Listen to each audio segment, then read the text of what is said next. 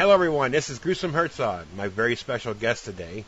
The mastermind behind Livestock is director, writer, producer Christopher Nunzio. What's up, Chris? Hey, how you doing? Great. Thanks for coming on. Thank you for having me. And I want to give you a special thanks again for sending me a copy of Livestock to view for my podcast. No problem, no problem. And it seems to be gaining a lot of interest with a lot of listeners. Like I told you, it's one of my highest viewed reviews since October. So that's good news, I guess, right? Yeah, no, it's really exciting to me. I'm glad people are checking it out, Yeah. So, that's why you make the thing. You don't want to keep it in the closet. You want everyone to see it. Yes, right. And briefly talk about it. Well, not briefly, but I've gotten in contact with Robert Hines. He was your boss. Well, the boss in the movie, excuse me. Not you. Not you. And he's a very unique individual. I'm kind of looking forward to hearing his what he has to say about this movie. But for the listeners who haven't seen it, and for the ones that listen to the review, could you possibly give the listeners an idea about, what the movie's about, and what your experience was, and any funky mishaps, like funny stuff happen? Well, there's always funny stuff that happens. Some of it's hard to remember. It's a little, when you're working 12, 14 hours on a film a day, you get a lot of little silly things. But just, I guess, to tell people about the film, it's it's a feature-length film. It's about a mysterious cult, and they decide to give one of their members a promotion. And at the same time, there's these two girls who are trying to move up in their life. Mm-hmm. And then their worlds kind of cross paths, they collide, and things unfold. So it's kind of like the whole idea behind it was really, actually at first, the film idea came to me by actually trying to do like an online dating type of thing, like kind of like one of those little kidnap films, and use it. It just wasn't working. It was like just a cliche written script, and I was like, oh. Yeah. And then I remember talking to my brother, and he decided to go with edge, which I don't want to give too much away in the film, but a certain area, and it brings in, I love occult movies and all that, so it came into just bringing in those two things, and ended up switching into genres, and, the main idea was really to show off talent that we have. Right. And also just to make something that's different. It's hard to try to say, with all the media out there and stuff, to make something different, but something that was different in my eyes. Right.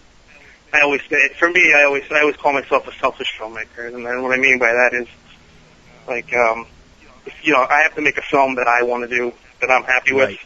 And you just kind of, because otherwise there's no point in doing it, It should be fun, you're playing make-believe. Exactly right.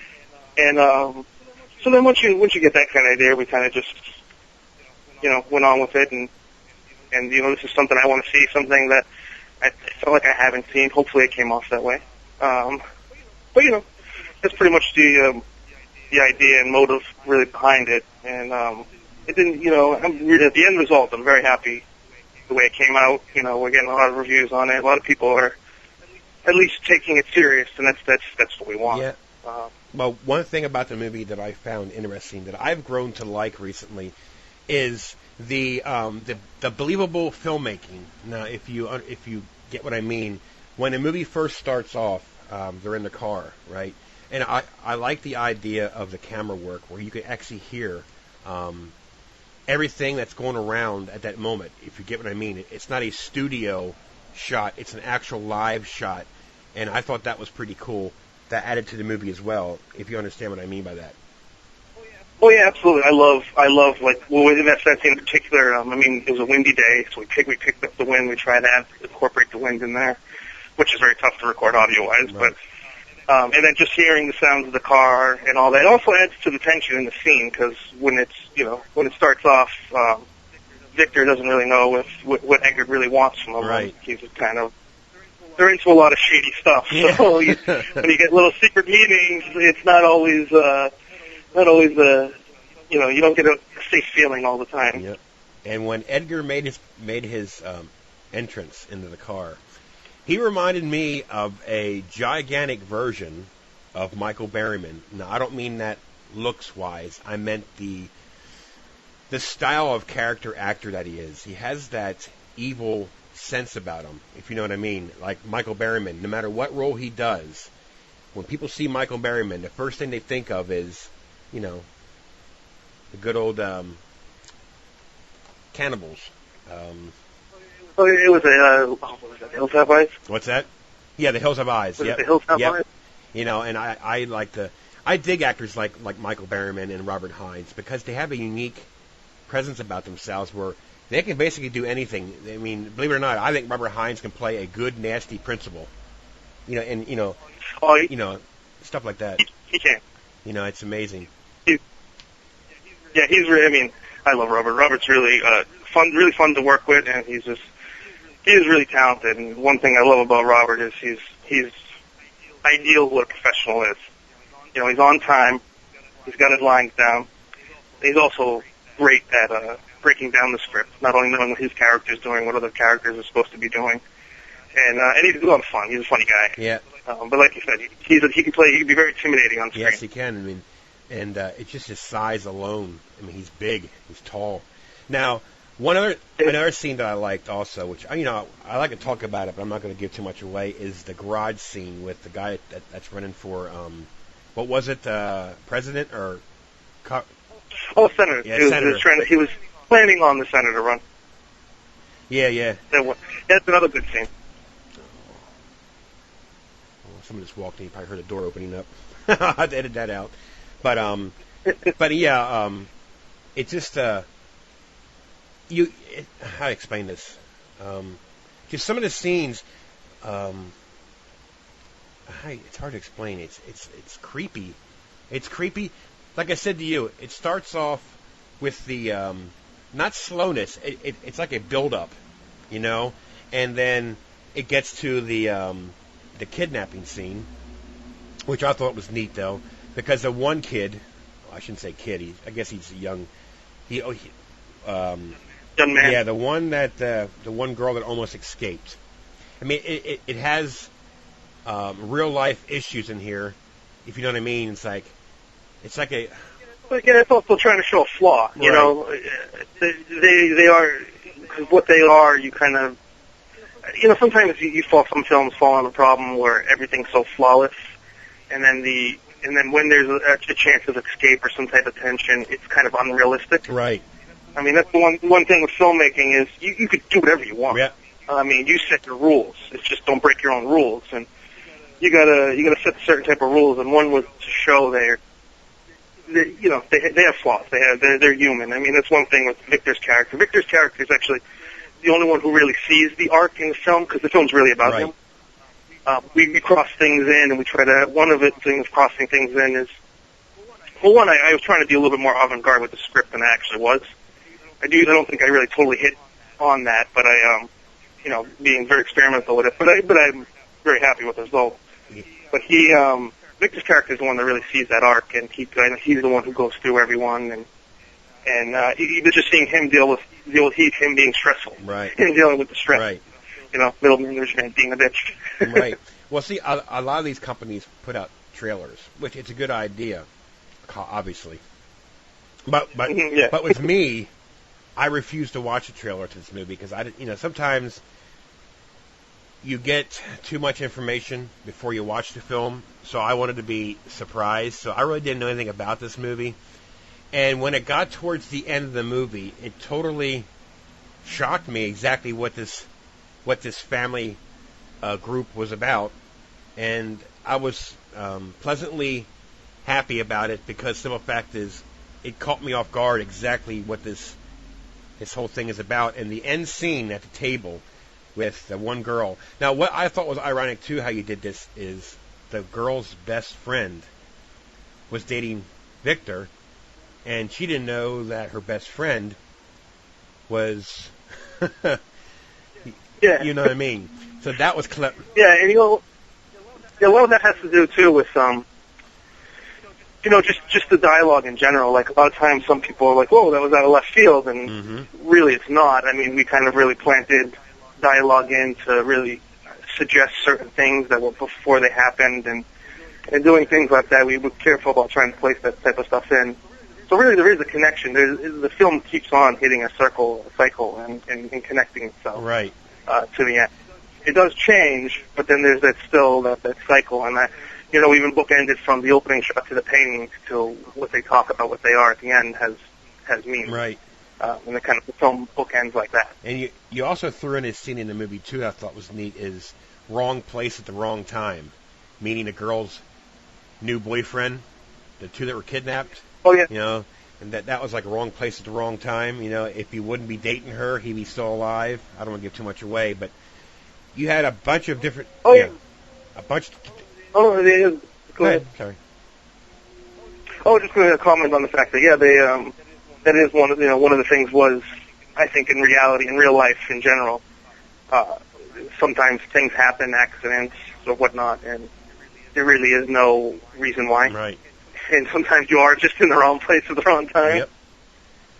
You're supposed to take prostitutes and bums, not regular people. Which is true, and which is funny because in the beginning, with the guy Ted, and I'm dealing with him being a senator and all that, but he's not. If you listen to the dialogue, it's a planned action. Mm-hmm. It's a little bit of him jumping the gun. So they're kind of cutting him down before before something can actually develop. But other than that, it is about them keeping a low profile to be, keep their needs. Right, and it was filmed in Massachusetts, and then that is correct. That added a little extra gold to the movie. As far as really out in the public, this could very well be one of those silent cult films, if you know what I mean. Yeah, and hopefully that is the case. I mean, working, really hard to get it seen. It's not, people don't know, they don't know about it because it's not really seen. It's hard to promote when you're such a low budget. Right. I mean, you don't need that millions of dollars that Hollywood has, but you do need to get to a certain point. And unfortunately, that's, you spend it more on the film because you want to make the film. Right.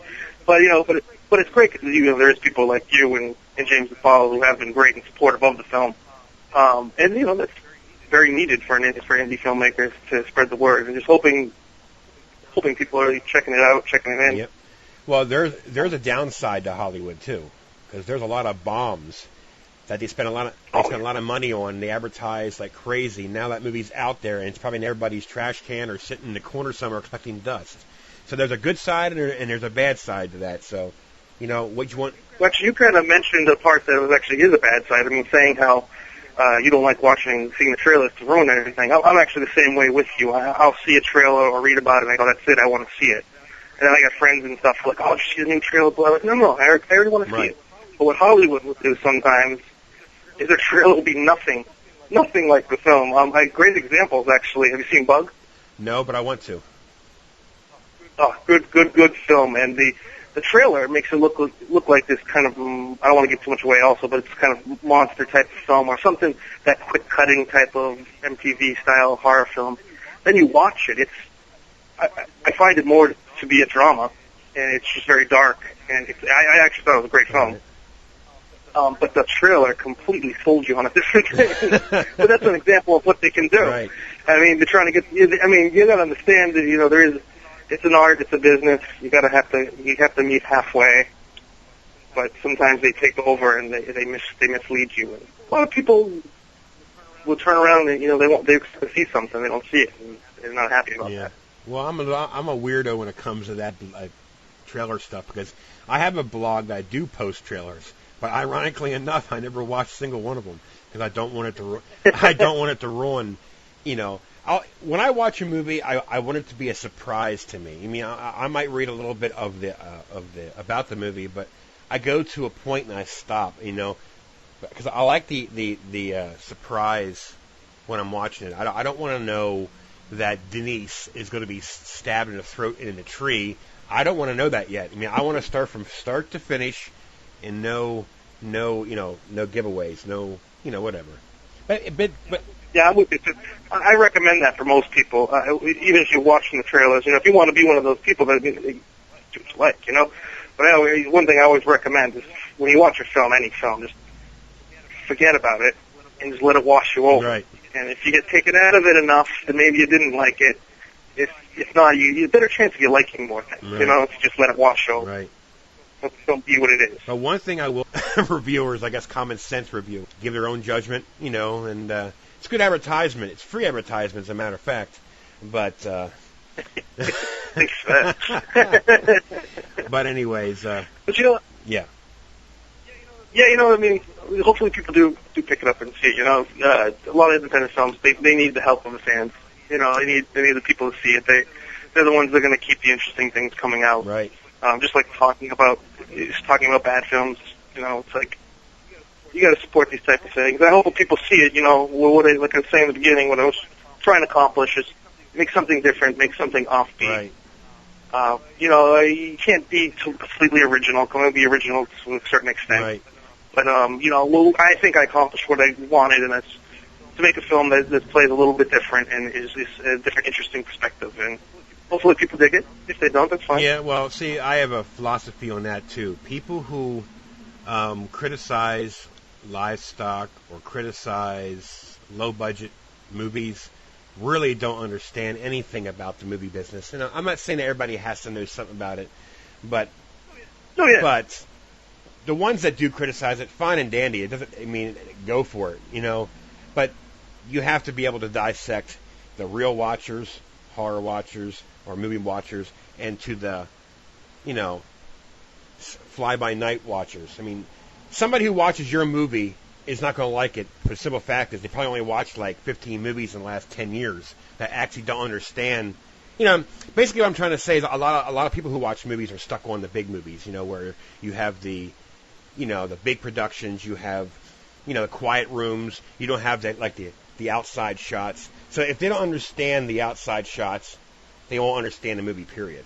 So that's one thing you got to separate the watchers too as well. You know what I mean? Yeah, there's a thing that drives me nuts with people. You know, if you like a certain type of genre, that's all you want. I have no problem with that. But sometimes you get these kids, and they pretty much think cinema started back in '95, and they don't really understand certain things. I mean, one of the influences from Livestock, I think I was telling you, was old Hammer horror films, where it's kind of the dialogue build up, men in a room talking, then all of a sudden everything kind of comes at you at the end.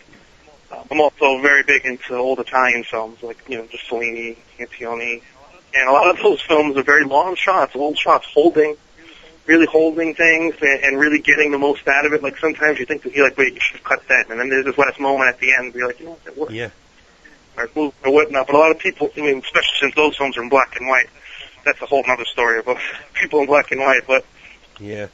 But you know, it's a shame with some people. There's a lot of, especially if you're one of these big people, especially a blogger or anything. It's like you gotta watch all this stuff. You know, there's some great films that are being forgotten. Yep. I mean, you might have caught the remake of it, right?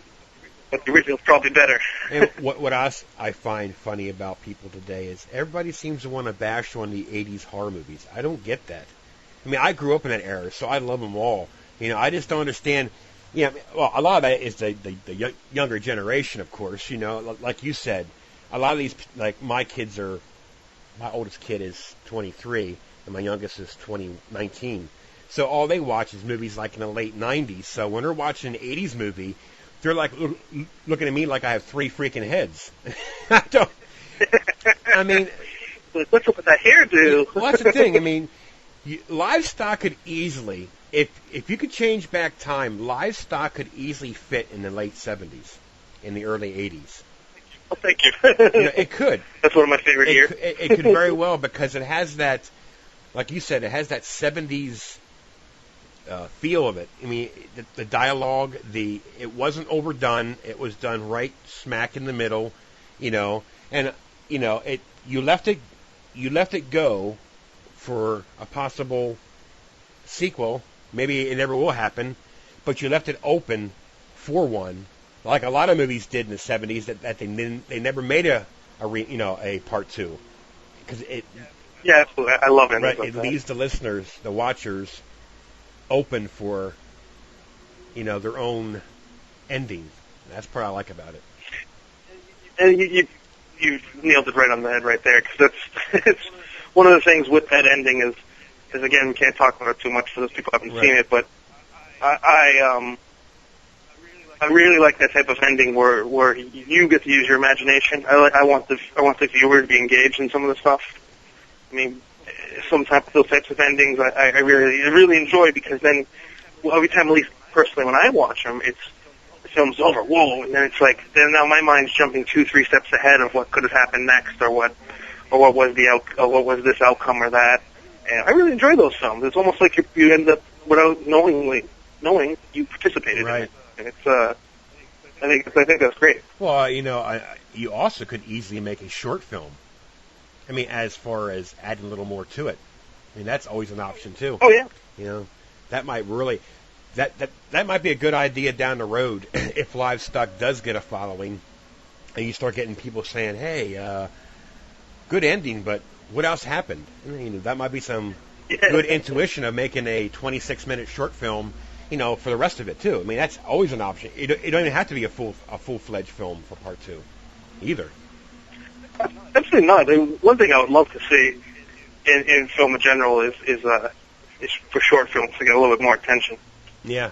There's some great short films out there. Oh, and, I find it funny because some people, it seems like attention spans are shrinking, and they're still making like 3-hour films, and it's like, well, it's a short film, you get like a 30-minute film in there, a few 10-minute films in there, really well done, interesting stories. It's like, I think that's great. I would love to see that kind of. I mean, and there is an extent the internet is really helping out with that, and all these video on demand type of stuff, downloading.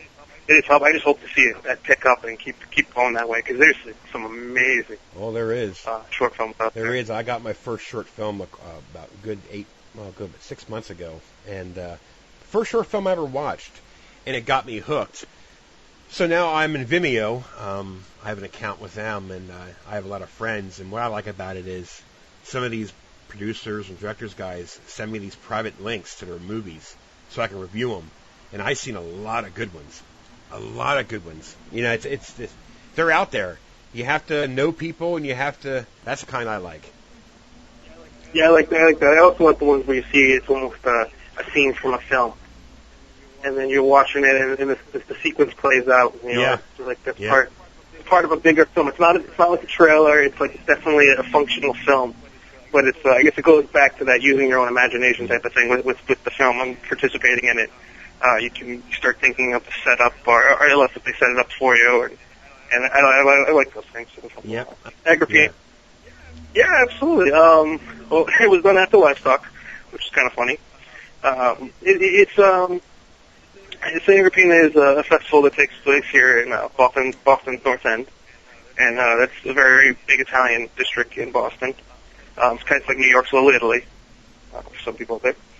And it's this thing has been going on. The festival has been going on for a little bit over 96 years now. It's closing on 100 years, which is a pretty long time. Our country's not that old. Right. And the reason I got into this was my family has a lot of ties with it. Going way back to my grandfather and my uncle. And I really, I don't just like horror. I love cinema altogether. Right. And I thought it would be a great opportunity to try documentary. Not only can I test to see what I can do and what is in the workflow, I can help promote something that meant a lot to my family. And North End is an area that means a lot to me too, because my whole family grew up there. And so it's kind of one of those let's give back type of things. At the same time, I can try something out. And so it's a 3-day event, and it's all there for the Saint Agrippina, who way back when was the prince of the king of Rome at the time, Valerian, basically wanted her to be his wife, and she refused. She was devoted to God. So he pretty much had her beheaded and scourged, and 3 women ended up carrying her body down to Sicily, and supposedly the scent of the body, there was miracles that happened, and ever since then, the one has been in Mineo, Sicily, is where she is. And actually, the one in Mineo, Sicily has been going on for over 700 years, her festival. So it's got a lot of connection, and the way I filmed it too is, not to show any insult to the subject. I'm not too much of a religious person myself. Right. But I didn't try to hit the religious tone in it because I think it's about a saint. There's no need to push that. Basically, what we try to do is it's such a family atmosphere, and there's so much devotion. I love to see people devote to something. I love seeing people who overambitious, who I love Ed Wood, because when you read about Ed Wood, he made these bad films, but he tried so hard, and he always got back up on the horse. And when you watch the film, you feel the passion. And so it's a very big thing. I love to see that. And so we did it. We filmed it in a whole weekend. And I'm really happy with it. We've got, actually so far, that's the film I've got the best reviews on so far. Everyone's is giving some good response to it right now. So it might not be too much into the gruesome Herzog fan base, but if you're interested in documentaries, it sheds a lot of history. It's about a piece of Boston history. Hey. So if you're into history or anything like that, it's worth checking out. Well, I'm game, because the simple fact is I used to drive truck into Philadelphia, and what I find interesting about Philadelphia is I love going into the Italian section of the city. You see the old buildings, you're sitting there thinking, oh my God, this used to be a corner store sub shops, and just the history alone. I mean, I would sit there, for lunch, and people come up to me, the old people come up to me that lived in Philadelphia all their lives, and the stuff they used to tell me, oh yeah, that used to be right there, and I used to find history interesting as all get out. I mean, it's neat to see how it used to be and how it is today, and you're sitting there like, man, I wonder what it would have been like if I was back then, just to check that out. It just fascinates me, some of the history in some of these cities and businesses and stuff. The events themselves, like speaking about Agrippina again, they're really interesting. I mean, also what they do is they carry the statue of her. They don't have the real weight on it, but it has been estimated to be around 2,000 pounds or a little bit under that. There's a lot of guys carrying it, and they march around the whole town. And it's just insane the dedication they have and the ability for them to do that. And there's also I don't want to give up the climactic thing, but they have a tug of war with the statue at the end. And it's kind of when you see a lot of people like seeing it when they see it on the film, but I feel like it doesn't give it any justice. When you see it there, it feels very intense, and I mean, just seeing them carry the stain around there's something like just powerful about that. Just seeing. And then you get the colors; it's beautiful. And the North End in Boston is a great section. I mean, it's the most European-looking city in Boston. I mean, Boston kind of has that London type of feel. If you've ever been here, but the North End has. A few years ago, I went over to Italy and I went to Naples or Napoli, however you want to say it. And it basically Naples looks like a giant older version of the North End, and it's kind of there's all these little side streets, the way the buildings are shaped and stuff. It's pretty cool. It's pretty cool for me to see that as well, because I was like instantly, oh, look at this looks. This is amazing. Yeah, I love documentaries. So. Yeah, I'm really big on documentaries. I love the format. Hopefully with my film career as it keeps going, I would love to. I always tell people I love Werner Herzog because. I mean, it's a little crazy, but I love the fact that he just does feature film documentary, and he's just really talented at both. Right.